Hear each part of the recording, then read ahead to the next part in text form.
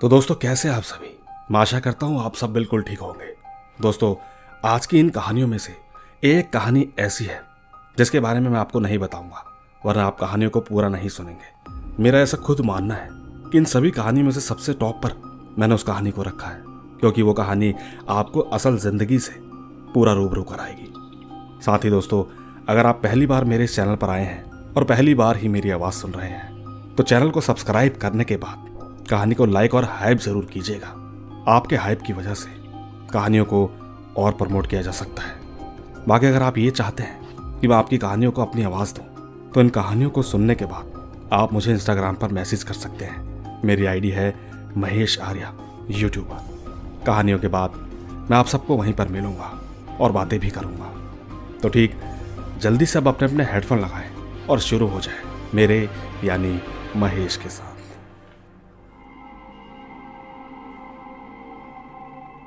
दोस्तों कैसे हैं आप सभी। मैं अमन हूं बिहार पटना से, ठीक पटना जू के पास से। मेरे साथ ऐसा कुछ हुआ कि मैंने सोचा क्यों ना सर को रियल हॉन्टेड स्टोरी शेयर करूं। मैं सर की स्टोरी हमेशा सोते टाइम देखता हूं। तो चलिए शुरुआत करते हैं। दोस्तों ये सन 2024 अप्रैल की बात है, जब मेरे एक चाचा के बड़े बेटे की शादी थी। उन्होंने हमें घर पर इनवाइट किया था। तो ठीक हमारी फैमिली में जितने भी मेंबर थे पटना से सब गए। अब दोस्तों हुआ कुछ ऐसा कि जिस दिन हम भात भरने गए थे तो लड़की वालों की तरफ से सब कुछ अच्छा हुआ। हम सब कुछ लेकर वापस जब घर आए तो कुछ ऐसा हुआ कि सच में आपकी रूह कांप जाएगी। हम ठीक जिस दिन भात ले गए थे उस दिन रात के 3 बजे एक बहुत दूर की फैमिली, नाम नहीं पता, वो हमारी भाभी लगती है, उन्हें अचानक हुआ कुछ ऐसे कि वो बहुत रोने लगी। वो ठीक अपने सर को दीवार पर मारने लगी। वो लगातार पागल की तरह बोलते ही जा रही थी, कह रही थी कि मुझे सबने मिलकर मार दिया। कुछ देर तक ये सब देखने के बाद उनके हस्बैंड उन्हें अपने घर लेकर चले गए, ठीक जहां से वो आए थे। अब ठीक मैंने उस रात अपने चाचा के बेटे से बहुत बोला, मुझे भूत देखना है, दिखाओगे? बहुत रिक्वेस्ट करी मैंने उनसे। उन्होंने कहा कि एक जंगल एरिया है, शायद उस तरफ भूत रहते हैं। मैंने तुरंत कहा कि भाई देर किस बात की, जल्दी चलो। उस वक्त मेरे भाई और बहन ने मुझे बहुत समझाया, लेकिन मैं फिर भी नहीं मान रहा था। जब मैं नहीं माना तो भाई और दीदी ने पिताजी को बता दिया, जिसके बाद मैं थोड़ा शांत हो गया। थोड़ी देर बाद मेरे चाचा के बेटे ने मुझसे कहा कि उस जंगल में एक बाबा रहते हैं, तुम्हें भूत देखने का इतना ही शौक है तो वो तेरी मदद जरूर कर सकते हैं। दोस्तों बाबा उनके जान पहचान के थे। उन्होंने मुझसे कहा कि कल चलते हैं, मैं लेके चलूंगा तुझे। मैंने कहा ठीक है। सच कहता हूं उस रात सोते वक्त मुझे कुछ अजीब सी फीलिंग आ रही थी। मैं कुछ अजीब अबनॉर्मल की तरह कर रहा था। इसके बाद अगले दिन पिताजी मुझे वापस पटना ले आए। अब हुआ कुछ ऐसा कि ठीक उसी रात 11:30 या 11:50 हो रहे थे। मैं चुपचाप फोन चला रहा था। मैं अपने रूम में अकेला था। अचानक धीरे धीरे मेरा सर दर्द होने लगा। मैंने सोचा कि सो जाता हूं। मैंने यही कुछ मिनटों के लिए आंखें बंद की। अचानक ऐसा एहसास हुआ कि जैसे किसी ने मेरी बॉडी को अपने वश में कर लिया है। शरीर एकदम जकड़ सा गया था। मैंने अचानक घबरा के आंखें खोली तो ना ही मैं हिल पा रहा था और ना ही कुछ बोल रहा था। इसके बाद अचानक मेरे मुंह से कुछ अजीब आवाजें आने लगी। मैं कोशिश कर रहा था कि मेरा शरीर काम करे। 2-4 मिनट बाद जब मैंने भगवान का नाम लिया तब जाके शरीर शांत हुआ। इसके बाद मैं तुरंत उठा और मैंने घर पर सबको बता दिया। लेकिन हर बार की तरह वही हुआ जो कि सबके साथ होता है। घर वालों ने मेरा विश्वास नहीं किया। खैर इसके बाद मेरे साथ कुछ नहीं हुआ। लेकिन फिर उसी साल के अगस्त में फिर एक दिन मेरे साथ ऐसा ही हुआ। इसकी वजह भी है, मैं इन सब चीजों में कुछ ज्यादा ही ध्यान देता हूँ। और तो और सबसे बड़ी बात, मुझे सर की स्टोरी सुनते सुनते सोने की आदत हो गई थी। पर खैर मैंने सोच लिया था कि अगर इस बार मेरे साथ ऐसा कुछ हुआ तो इस बार मैं जरूर देखूंगा कि ये कैसी शक्ति है और क्या कर सकती है। धीरे धीरे वक्त बीतता गया। सन 2025 मार्च में मेरे एक भैया के एक फ्रेंड थे। वो और उनकी वाइफ हमारे घर पर आते थे। घर पर मैं और मेरी दीदी रहते थे। और ये ठीक उन दिनों की बात है जब मेरे पिताजी काम पर जाते थे। अब बात दरअसल ये है कि वो जब घर आते थे तब कुछ ऐसा होता था कि रात को मेरे घर का सामान इधर उधर गिर जाता था। ये सारी चीजें मैं और मेरी दीदी ने नोटिस भी करी थी, क्योंकि वो दोनों हमेशा हमारे घर आते थे, पर इस बार काफी लंबे समय से नहीं आ रहे थे। इसके बाद ऐसा कुछ हुआ कि जब एक दिन वो दोबारा आए तो उन्होंने ऐसा कुछ बोला कि हम लोग शॉक में आ गए। हमें भाई के फ्रेंड ने बताया कि उनकी वाइफ जब घर गई तो अचानक उसके अंदर भूत आ गया। वो तुरंत उन्हें मजार ले गए और सब कुछ ठीक हो गया। लेकिन दोस्तों मेरे साथ भी कुछ ऐसा ही होता था। मेरे रूम में ना तो किसी भगवान की फोटो है और ना ही उस कमरे में मंदिर है। पर आपको सच कहता हूँ, जब मैंने डेली पूजा करना स्टार्ट किया तो उस दिन से लेकर आज तक ऐसा कुछ भी नहीं हुआ।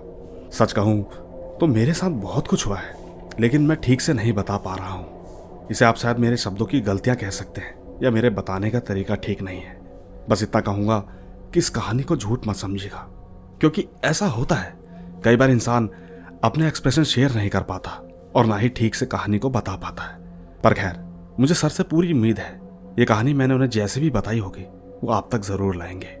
धन्यवाद। तो दोस्तों देखा आपने, ये थी अमन जी की कहानी जो बिहार पटना से भेजी गई है। दोस्तों अमन जी ने मेरे लिए तो शब्द ही नहीं छोड़े। जो कुछ मैं कहना चाहता था वो उन्होंने कह ही दिया। मगर एक बात आपसे जरूर कहूंगा, क्या कभी किसी के साथ ऐसा हुआ है?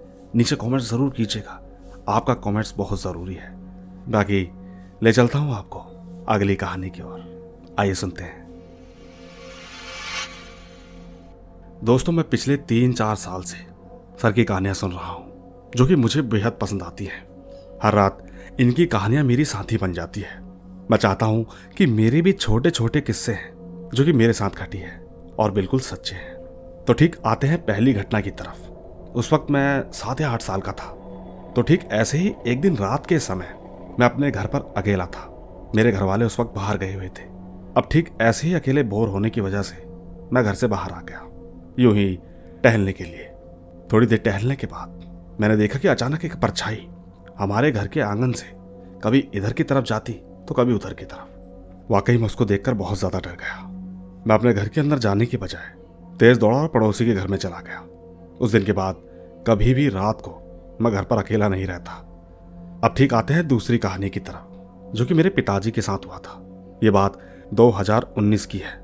उस वक्त मेरे नाना जी का रोड एक्सीडेंट हुआ था और हॉस्पिटल ले जाने से पहले ही उन्होंने अपना दम तोड़ दिया। हम ठीक जैसे ही हॉस्पिटल पहुंचे तो डॉक्टर ने बताया कि वो चल बसे। अब ठीक हमें उनका अंतिम संस्कार करना था। दिन भर घर पर सबका रोना चल रहा था। हम ठीक सभी लोग शमशान पहुंचे। वहां पहुंचकर सब कुछ हो जाने के बाद सब लोग धीरे धीरे वापस घर पर आ गए। रात का समय था। पिताजी को कुछ बहुत ही जरूरी काम आ गया, जिसके चलते उन्हें वापस हमारे घर जाना था। उस वक्त रात के 1 बज रहे थे और आपको तो मालूम ही है कि गांव में इतनी रात को गाड़ी की कोई सुविधा नहीं होती। और तो और सबसे बड़ी बात, उस वक्त पिताजी के पास अपनी बाइक भी नहीं थी, पर काम इतना जरूरी था कि पैदल जाना था। वैसे मेरे नाना के घर से हमारा घर यूं ही कुछ 8 किलोमीटर की दूरी पर था। अब ठीक पिताजी घर के लिए निकले। अब आप ही देखिए, एक तो इतनी रात और ऊपर से अंतिम संस्कार करके आ रहे थे। वैसे पिताजी पहले भी ऐसे कई रातों में सुनसान रास्तों में जाते थे, लेकिन आज तक उन्हें कभी कुछ अबनॉर्मल फील नहीं हुआ। वो दिन था, उस दिन उन्हें थोड़ा डर सा लग रहा था।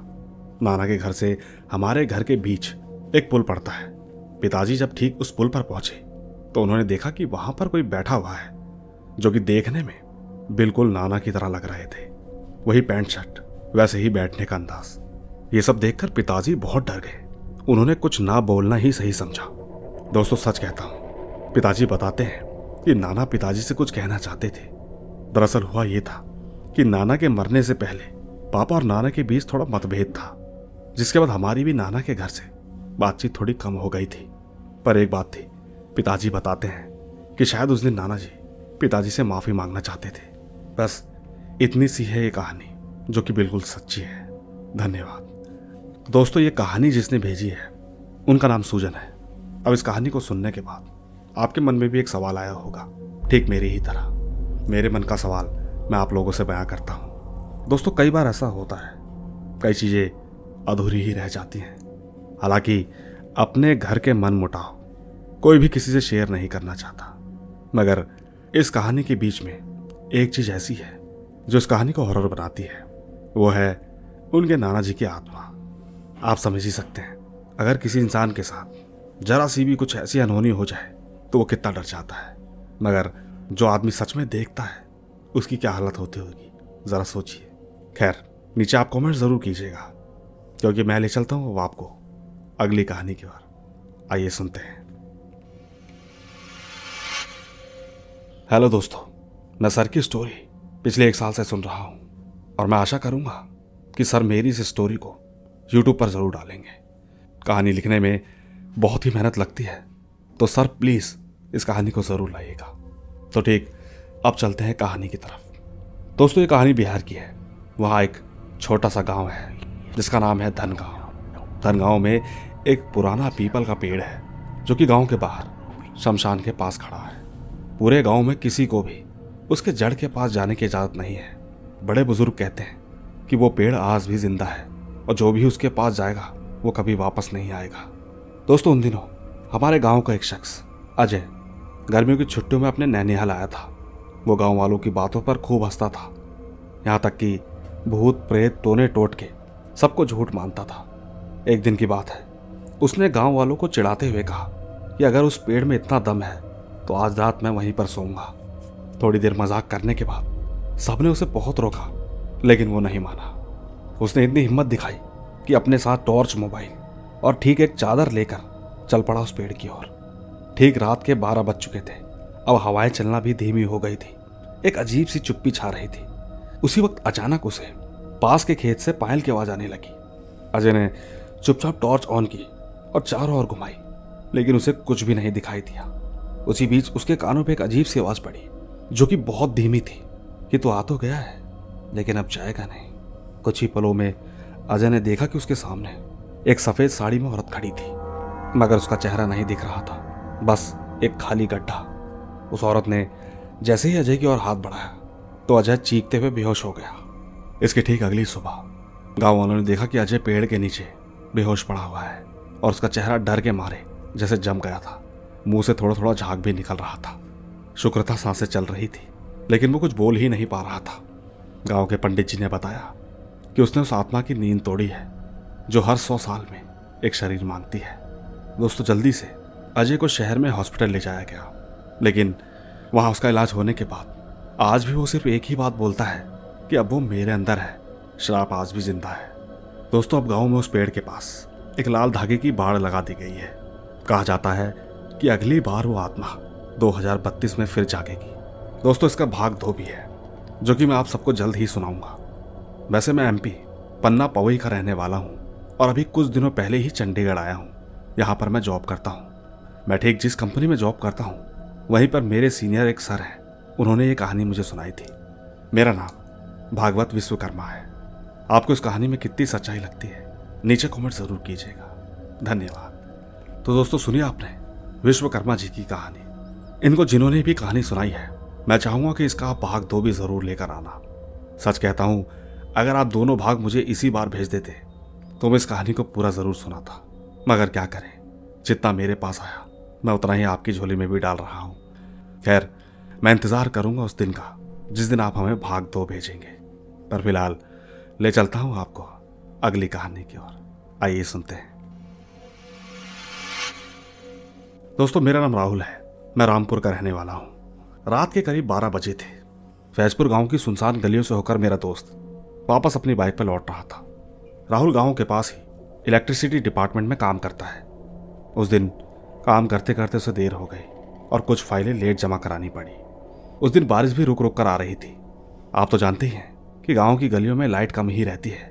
अंधेरे में सिर्फ बाइक की लाइट से ही रास्ते को देखा जा सकता है। पर खैर, राहुल एकदम अकेला था।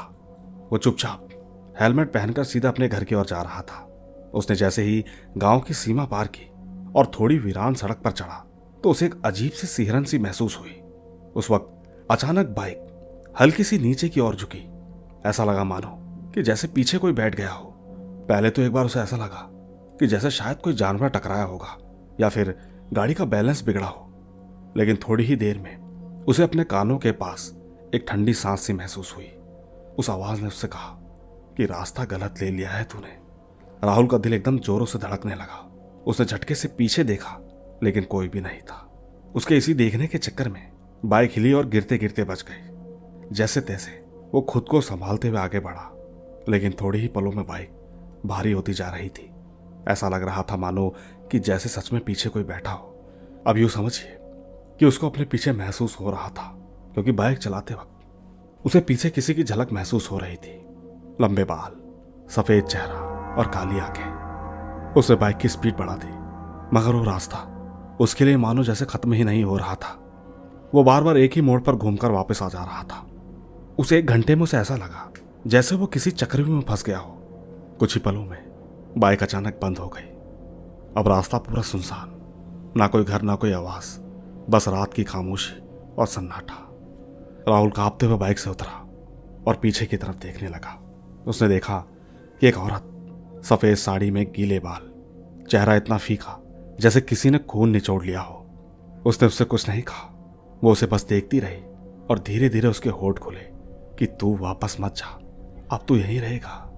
ये सब सुनते ही राहुल की ऐसी चीख निकल पड़ी कि उसने बाइक को धक्का देते हुए जैसे तैसे स्टार्ट करके वहां से भागा। दोस्तों, कहानी में इंटरेस्ट यहीं से आता है। वो ठीक जैसे ही गांव पहुंचा तो लोग उसे देखकर हैरान रह गए। उसके बाल सफेद हो चुके थे, होंठ सूख चुके थे और आंखों में एक अजीब सा डर बैठ गया था। यहां तक कि उसने कुछ दिनों तक ऑफिस भी ज्वाइन नहीं किया। कुछ दिनों बाद एक अजीब सी खबर आई कि वो गायब हो गया। अब तक किसी को नहीं पता कि राहुल है कहां पर। उसकी बाइक गांव के पास पुराने कुएं के पास मिली है और तो और कुएं के किनारे पर मिट्टी पर कुछ पांव के निशान थे, नंगे पांव के गीले निशान। पर हैरान कर देने वाली बात तो यह है कि एक पैर का साइज अलग और एक का अलग। लगता है दूसरे पैर के निशान शायद उसी के थे जो कि पीछे बैठी थी। दोस्तों, क्या वो औरत कोई आत्मा थी या राहुल के साथ कुछ और हुआ? सच कहता हूं, यह कहानी आज भी फैजपुर गांव की सबसे डरावनी और अनसुलझी कहानी है। मैं जल्द ही इसका भाग 2 भी आपको जरूर बताऊंगा, लेकिन इस कहानी के कमेंट्स के बाद। धन्यवाद दोस्तों। इस कहानी के ऊपर मैं ज्यादा टिप्पणी नहीं करूंगा। बस आपको अगर यह कहानी सुनने में अच्छी लगी हो तो नीचे कमेंट जरूर कीजिएगा। आप तो जानते ही हैं, कमेंट्स और हाइप के बिना कहानियों को वो किक नहीं मिलेगी जो हम सब चाहते हैं। बाकी ले चलता हूं आपको हमारी आज की आखिरी कहानी की ओर। आइए सुनते हैं। दोस्तों, हमारी आज की आखिरी कहानी सबसे खूबसूरत और डरावनी कहानी है। दोस्तों, ये कहानी हमें अरीब जी ने भेजी है, जो कि पाकिस्तान में रहते हैं। मैं पहले भी कई कहानियों में इनके बारे में आप सबको बता चुका हूं। ये एक तरह की तंत्र विद्या करते हैं। इन्होंने 2-3 प्रकार की साधनाएं भी की हैं, जिनकी मदद से ये लोगों के दुखों पर मरहम लगाते हैं। कोई भी साया, कोई ऐसी ताकत जो आपको परेशान करती है, ये आपको उनसे निवारण दिलवाते हैं। अब ठीक, ये कहानी भी उस दौरान की है जिस दौरान ये किसी के घर पर गए हुए थे। उस दौरान उन्होंने वहां पर कुछ ऐसी चीजें देखी और कुछ ऐसा लेकर आए जिसे सुनाने के बाद आप भी कहेंगे कि आज की तारीख में भी ऐसा हो सकता है। मैं आपको उनकी कहानी अपनी ज़बानी सुनाता हूं। दोस्तों, ये कहानी की शुरुआत एक ऐसे परिवार से होती है जो बेहद गरीब था। दुनिया में कई सारे ऐसे लोग होते हैं जो लोग ऐसी चीज़ों को न्योता देते हैं, हालांकि इससे उनके घर पर कोई प्रभाव नहीं पड़ता, मगर अपने जीते जी उस चीज़ के बारे में किसी को ना बताकर जाना उस घर और उस परिवार के लिए बहुत ही दुखदायी हो जाता है। तो ठीक इस कहानी की शुरुआत कुछ ऐसे वाक्यों से होती है जिसे सुनने के बाद मैं भी हैरान रह गया कि आखिर ऐसा कैसे हो सकता है। दोस्तों, ये कहानी एक मुस्लिम परिवार की है। एक गरीब परिवार कहते हैं कि जब तक माता पिता का साया घर पे होता है तब तक बच्चों को किसी भी तरह की कोई भी परेशानी नहीं होती। और ठीक अपने बच्चों को बड़ा करने तक माता पिता न जाने क्या क्या करते हैं। अपने पूरे जीवन में जो कुछ भी करते हैं वो ये ज़रूरी नहीं समझते कि अपने बच्चों को बताया जाए। लेकिन आपने ये तो सुना ही होगा, माँ बाप की गलतियों का फल बच्चों को ही भुगतना पड़ता है। ठीक ये कहानी भी इसी पर आधारित है। दोस्तों, उस घर में रह रहे पति पत्नी और 2 बच्चे। वो परिवार अपने दीन धर्म को बहुत ज़्यादा महत्व देता था, लेकिन कारोबार सही नहीं चल रहा था। घर पे परेशानियां टूट पड़ी थी। एक दिन की बात है, जब परिवार की बहू घर में खाना बना रही थी तो उस दिन वो चिकन बना रही थी। जब खाने की बारी आई तो ठीक जब बहू ने कढ़ाई में देखा तो उसमें से दिल और कलेजी गायब थी। इस बात से वो हैरान थी, पर एक बार को मन में ये भी आया कि कहीं बच्चों ने निकाल कर तो नहीं खा ली। खैर, उन्होंने इसको एक छोटी सी बात समझकर बुला दिया। लेकिन उसी रात को जब वो गहरी नींद में थी, उनके पास एक औरत आकर बैठी। उस औरत ने उनसे कहा कि आज जो तुमने मुझे खिलाया, क्या तुम मुझे ये दोबारा ला कर दोगी? मुझे बहुत पसंद आया था। दोस्तों, घर की बहू को ये लगा कि शायद ये उसका सपना है। उसने इस बात को इग्नोर कर दिया। कुछ दिन बीत जाने के बाद एक दिन फिर एक ऐसी रात आई जिसने उनको उस रूह से दोबारा सामना करवाया। उस वक्त उनका बच्चा अपने बिस्तर पर सो रहा था। तो ठीक जैसे ही बहू अपने कमरे में आई तो उसने देखा कि एक औरत उसके बच्चे के पास बैठी हुई है। एक बार को तो यूं लगा कि शायद उनकी भाभी होगी, लेकिन जैसे ही उन्होंने उनकी तरफ मोबाइल का टॉर्च लगाया तो हालत खराब हो गई। वो औरत ऐसी हालत में थी जिसे देखकर कोई भी अच्छे से अच्छा आदमी यूं ही डर जाएगा। बिखरे से बाल, आंखें बाहर को आई हुई, सर पर कहीं कहीं पर बाल भी नहीं थे। बहुत ही डरावनी और खौफनाक। दोस्तों, ये देखने के बाद किसी भी इंसान की चीख निकल सकती है, और कई लोग तो ऐसे भी हैं जो अपनी जान भी गंवा देते हैं, और कमजोर दिल वाले अक्सर मारे भी जाते हैं। पर खैर, वो जोरों से चिल्लाई और वहीं पर बेहोश हो गई। उस औरत का यह कहना था कि नहीं मालूम कैसे हमारे घर में ये चीजें कैसे आ गई। हालांकि इसके बाद जब घर वाले भागकर आए तो देखा कि बच्चा बिल्कुल सही सलामत है। उन्होंने बच्चे और बहू को आराम से बिस्तर पर सुला दिया। उस वक्त तो इतनी घबराई हुई थी कि यह बात उन्होंने किसी को नहीं बताई, क्योंकि उन्हें यह समझ में नहीं आ रहा था कि यह सब कुछ एक हकीकत है या फिर मेरा वहम है। खैर, ऐसे ही कुछ दिन और बीते। एक बार की बात है, उनकी छोटी बच्ची बाथरूम में नहा रही थी। नहाते नहाते अचानक लाइट चली गई। अब ठीक वो बच्ची मोबाइल का टॉर्च जलाकर बाथरूम में रोशनी कर रही थी। उसी बीच उसने देखा कि सामने शीशे में एक औरत खड़ी है, जो कि ठीक उसके पीछे खड़ी थी।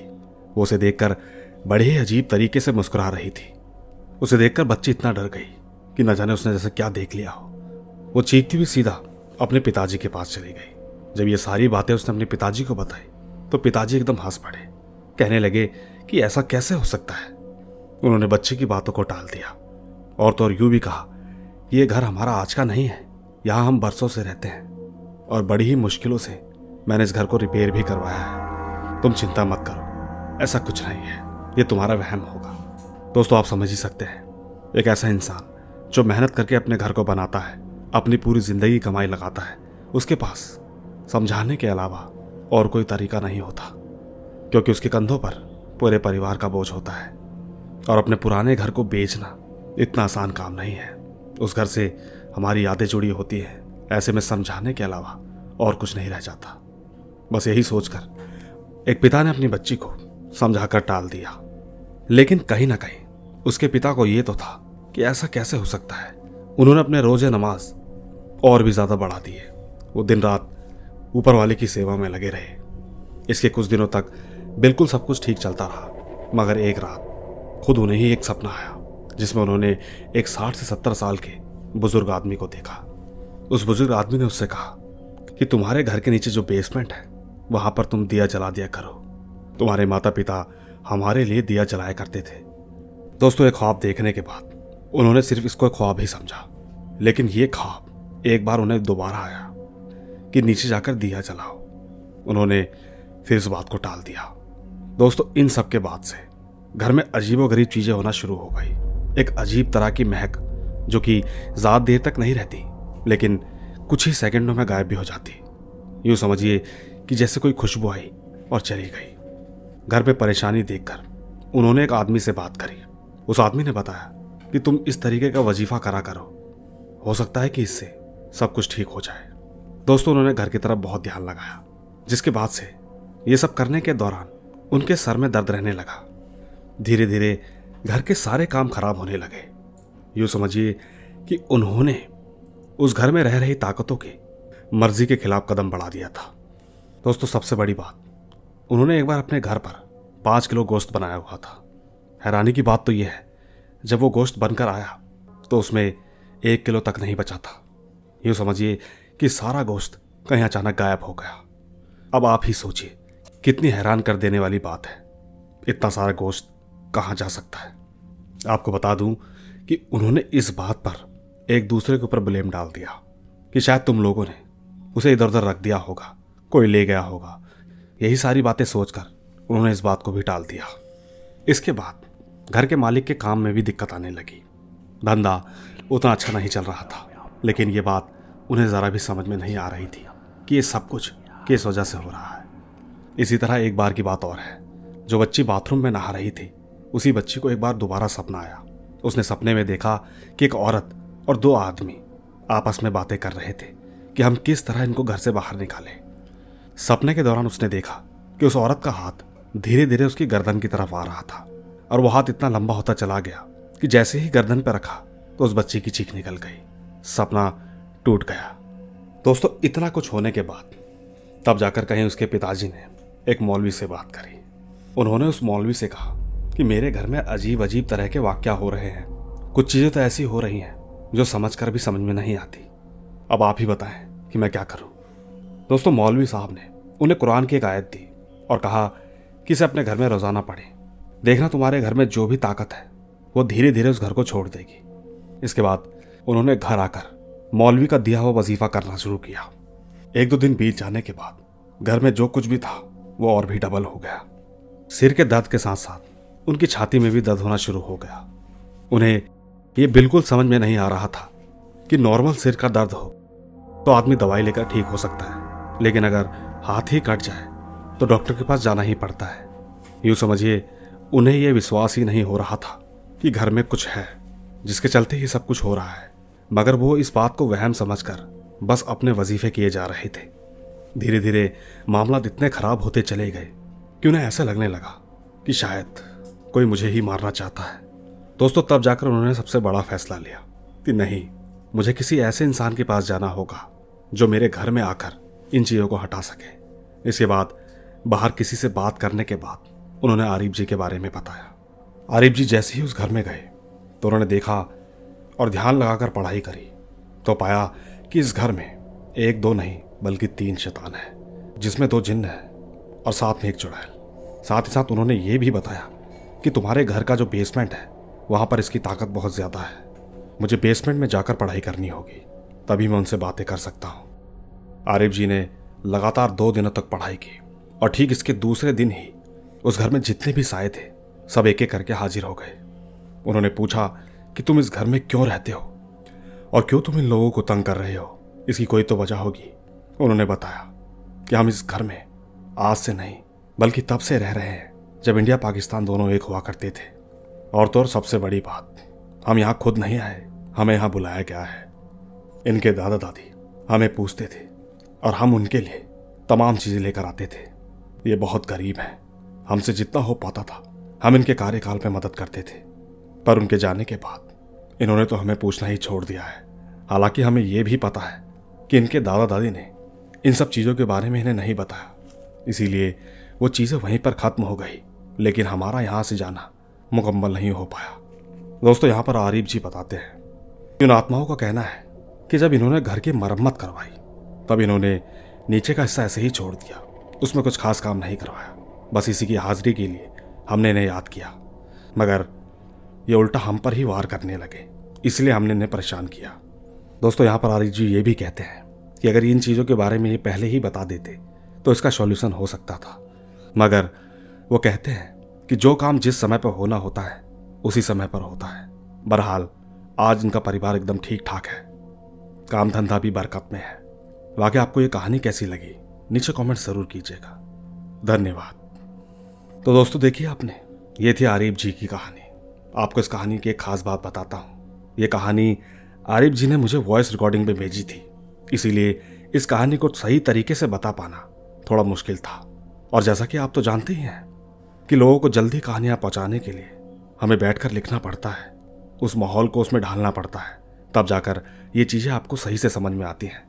मगर आपको इनकी कहानी बहुत पसंद आई होगी, ये मेरा ऐसा मानना है। बाकी आपको कैसी लगी नीचे कमेंट्स में ज़रूर बताइएगा, क्योंकि आखिरी में इस कहानी को सुनाने के बाद मैं अपनी आवाज़ को विराम देना चाहता हूँ। बस जल्द ही मिलूंगा आपसे इसी तरह की रोमांच भरी नई रहस्यमयी कहानी के साथ। बस तब तक आप अपना और अपने परिवार का ख्याल रखें। चलता हूँ, बाय बाय।